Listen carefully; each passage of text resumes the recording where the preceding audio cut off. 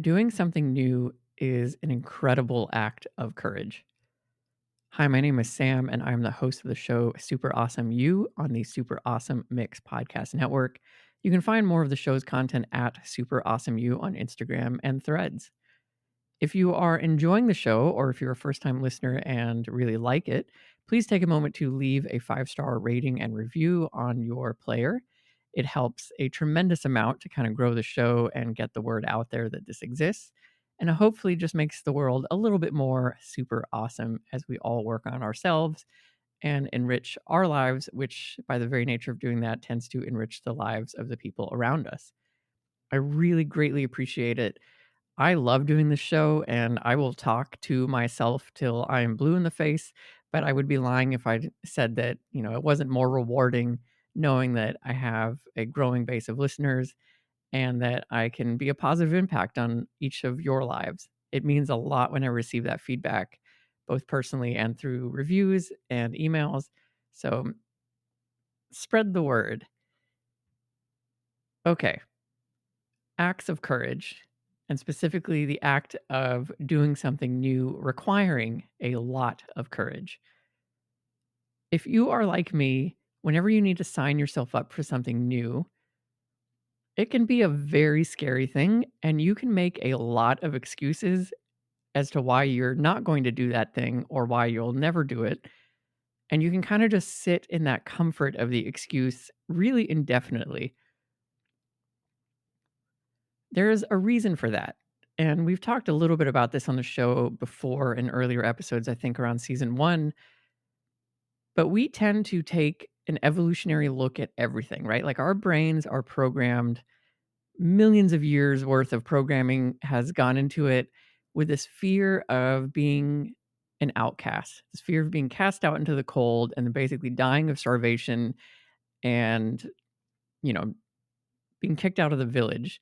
It's not a good feeling, right? No one wants to be kicked out of the village. No one wants to die of starvation. We are programmed to keep ourselves alive. And we do that through a lot of different strategies as animals. We tend to not think of ourselves as pack animals in the same way as like dogs and wolves, but we basically are in a lot of respects. Just go to any middle school and tell me we're not pack animals, right? Like you can see people self-organize into various cliques. Just go to a cafeteria in a middle school and or just remember back to your days being in a cafeteria in middle school.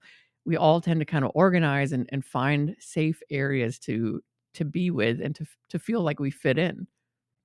Fitting in is an important strategy for us as people because that typically means that we gain access to resources. That resource could be in the form of actual food and money.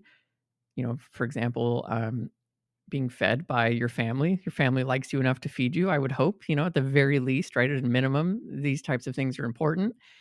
It can become more complex. The resource could be attention. It could be social status. It could be popularity, which gains you some kind of other benefit, right? Like a feeling of self-esteem and self-worth can be derived from popularity in a school or work setting. All of these things basically are programmed really deeply in our nature. We want to fit in and we want to feel like people accept us. Because the alternative is very scary. The alternative is that people don't accept us, and then we are an outcast, and people don't wanna talk to us, they wanna communicate with us, and then our brains really jump to the worst case scenario. We're very good at that, and like I mentioned, we just tend to think, "Oh, no, I'm now going to be cast out into the cold, and I'm gonna starve to death, and that'll be the end of me." That is generally where we arrive whenever we think about doing something new and something different. This honestly plays out all the time. I will give an example from my own life. I wanted to join a run club here in New York, and there are so many run clubs. I mean, and they're just growing more by the minute. There's just countless run clubs, all the way from two people run clubs to clubs that have thousands of people that take part in it. To show up to these things as an individual, being the new person there, unless you are really extroverted, it can be kind of a terrifying thing, and I'm not an extroverted person by nature. I tend to be a little bit more on the introverted side, so to show up and be a complete stranger, and even worse, to look at everyone that's kind of there and feeling like they all know each other and you're the newcomer, It's not a good feeling, right?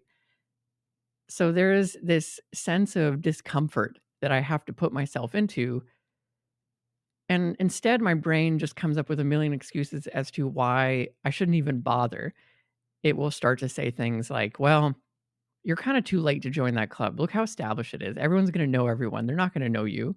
Are you really gonna go up and introduce yourself? What are you gonna even talk about? What if all these people are so much more experienced than you, and you just end up looking kind of foolish standing there? What if you're not wearing the right shoes? What if you're not wearing the right clothes? What if people make fun of you because, you're older than the average age of a run club or of this run club?" And it can just kinda go from there, right? You get the idea. It will berate you down to a pulp, and the logical conclusion then is to be like, "Okay, brain, I hear you. I just won't go to the run club because of all those reasons. I'm too old, I'm too out of shape, I'm wearing the wrong shoes, I don't look cool enough, I don't know anyone," and then your life stays completely the same. That is unfortunately how most things go whenever you want to do something new. You will talk yourself out of it because we are afraid of sticking out. Our brains are afraid of what we don't know. And the act of doing something brand new is there are a lot of unknowns. And we might feel a little cast out. We might feel a little strange and we might, quote unquote, be putting ourselves in danger according to our brain. Because here's the thing that is actually really rudimentary about our brains: we don't have nuance from a biological point of view. Everything in our biology, everything in our brains is an on off switch. It's all binary, it's all ones and zeros. Our neurons basically sit right next to each other, and there's a gap between them that's known as the synapse. And as information travels from one point to the next, you're basically just saying, "Okay, turn off, okay, turn on. Okay, turn off, okay, turn on." And there is to say that there's no nuance is a bit of an oversimplification because there are gradients, right? Like our body does tend to kind of work through gradients. You can release a lot of a neurotransmitter, you can release a little bit of a neurotransmitter, you can block those transmitters, etc. To give you a quick example that you can relate to, if you are a caffeine drinker, over time you realize that you need to drink more caffeine to get the same effect that you had whenever you first started drinking caffeine. An even more extreme example is, an addiction to like nicotine or heroin or something really, really addictive, where at the beginning you only need a little bit to feel something, but unfortunately by the end you need a lot to feel something, and then you get into overdose and all the sad things. So, okay, putting all of that aside, the core principle here is that our brains work generally as an on off switch. That is especially true whenever we are thinking about doing something new and our anxious brain kicks in. The amygdala lights up and starts to send us a bunch of fear signals because we go from like a green happy state to a red fearful state. And that's it. There is no shades of green and red. It is, I'm happy and I'm content and I feel safe. And there is, oh my goodness, I'm going to be eaten by a lion and my life is over. And that's it. That is the nuance that your fear, center offers you. It truly is like, I'm okay and I'm good. I'm not okay and I'm going to die. And that's part of the issue in our very modern world, where thankfully, my goodness, thankfully, for the most part, and for a lot of us on this planet, we do not have to actually be in the state of, oh, I'm going to die, right? But we have those feelings so often throughout our day. If you're like me, like sometimes you get an email and your heart rate immediately jumps. Do you ever notice that? Especially, let's say it's an email from a boss or it's an email from, you know, the state or the IRS or, some kind of authority figure in your life, and immediately like your heart rate just like spikes. And I have to catch myself and say, "Sam, it's just an email, calm yourself." Because our brain, again, we go into that anxious state and we don't know that an email is not going to hurt us. In this exact moment, I'm sitting in a comfortable room, and there's not a line and I'm not a gazelle. That actually ended up being a mantra of mine for a very long time. I am not a gazelle. I'm not out in the in the in the wilderness worried about an animal randomly attacking me, thankfully, right? But to our brain's point of view, it is a green state, red state, in the sense of, again, green is safe, red is danger and immediate danger, and you're in trouble. So to do something new is basically triggering that red state. because we don't know what's going to go on and there's a lot that we can't control and our brain is just worried that we are putting ourselves in danger. And so it tends to really try to talk you out of it because your current comfortable state is the green state. Staying indoors, sleeping in, not going to the run club, not applying for that job, not starting your business, not quitting your job to start a business. All of those things are comfortable and they are safe. And unfortunately, I tend to, as I think most people do, tend to stay in the safe zone. We tend to stay in the green zone and we never want to leave it because our brains convince us that that's what is best for us. Unfortunately, our brains again are a little out of touch with where we are in the modern world. But fortunately, we have evolved kind of past that, binary 1 and 0 state that a lot of other animals just continue to be locked into. We have this magical thing like the prefrontal cortex, right? Like our thinking brain, our modern brain.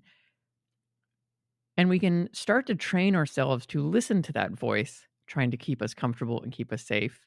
And we can instead say, "Thank you, voice. I hear what you're saying, but I'm going to do it anyway. And I'm going to go to the run club anyway. And I'm going to apply for this job anyway." And it will be very uncomfortable.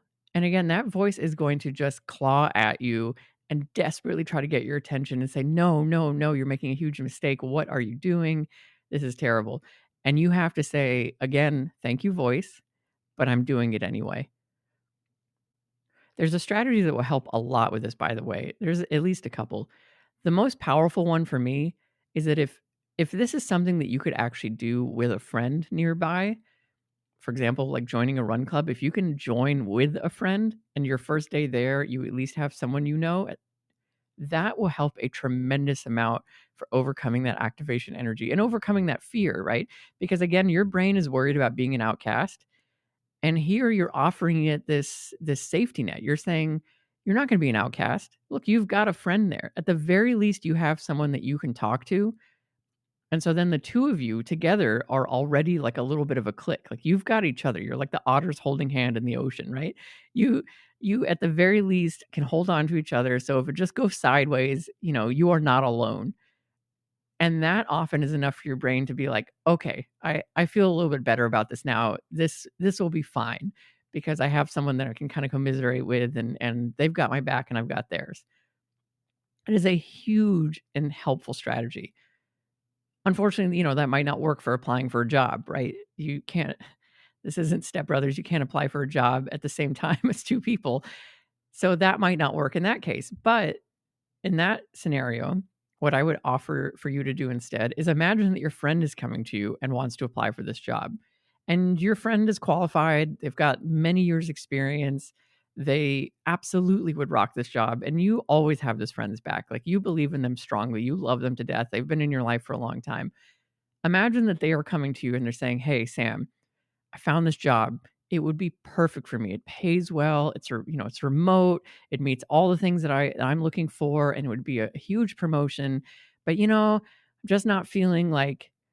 Let's say that they have some doubt about it. Like this friend is just a little doubtful about clicking apply. You, as a very good friend, what are you most likely going to do? You're going to tell them, "Hey, apply, do it." Like what's the worst that can happen? The worst that can happen is they reject you, but your life then remains the same, and that's fine. They rejecting you doesn't mean that you're cast out in the cold. It just means you've learned a little bit now.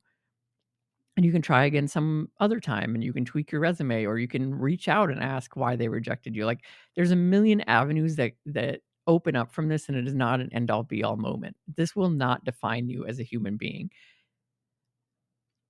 That's probably what you would tell this friend of yours who wants to apply for this promotion at this job. Okay, well, guess what? Like that friend is you.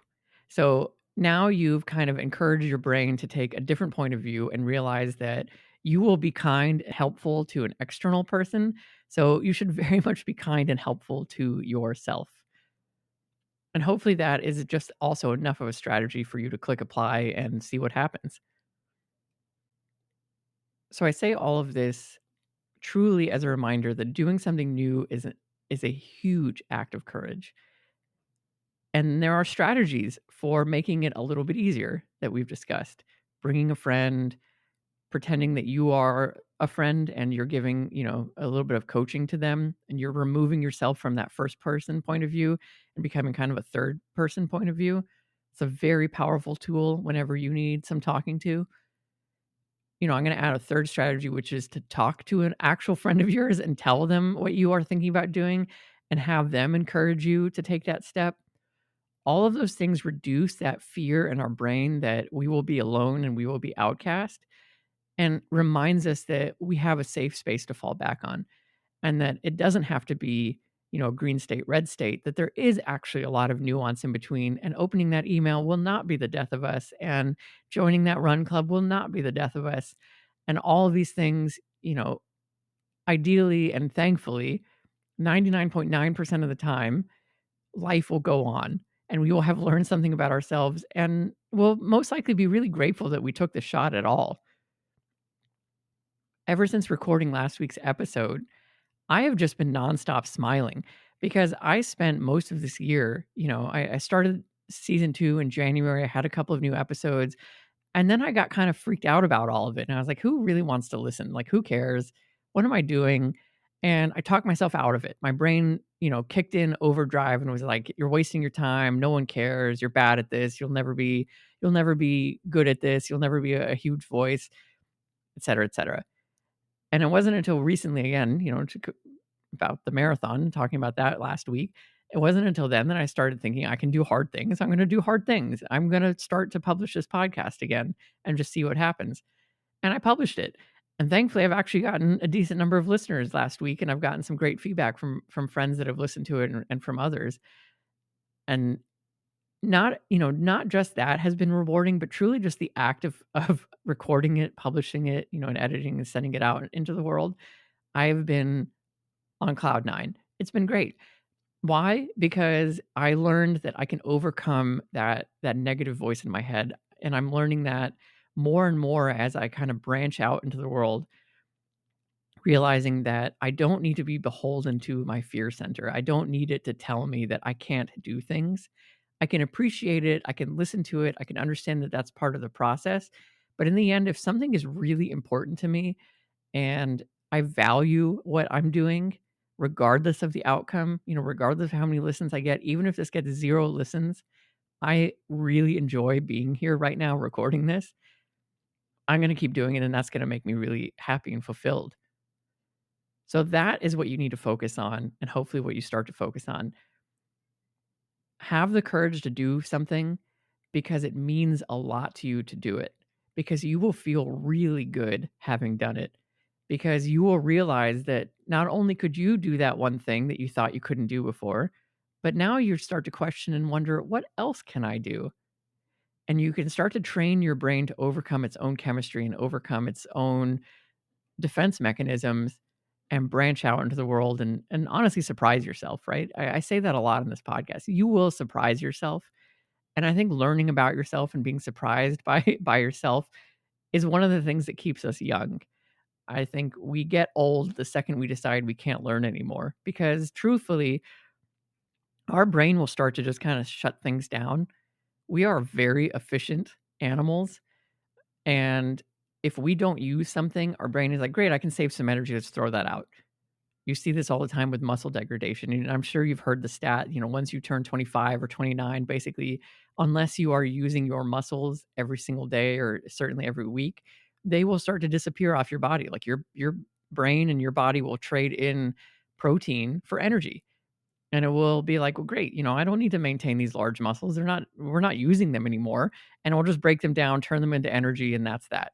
And it will start to turn things into fat because fat storage is good for it. And all the different things that happen, right? If you are no longer active, that is very much true for your brain too. And I think that one way to combat that is to just learn, constantly be open to learning new things and stepping out of your comfort zone, because your brain will keep up with you. It will begrudge you. It will say terrible, mean things to you, but ultimately it will follow you where you go. With that, that will wrap up week 2 of season 3 of Super Awesome You. I really appreciate you being here. And if you made it this far, please feel free to reach out at Super Awesome You. Feel free to share this with friends and family, and let's grow, let's grow all together. I hope you have a wonderful and super awesome week as always, and I will talk to you soon.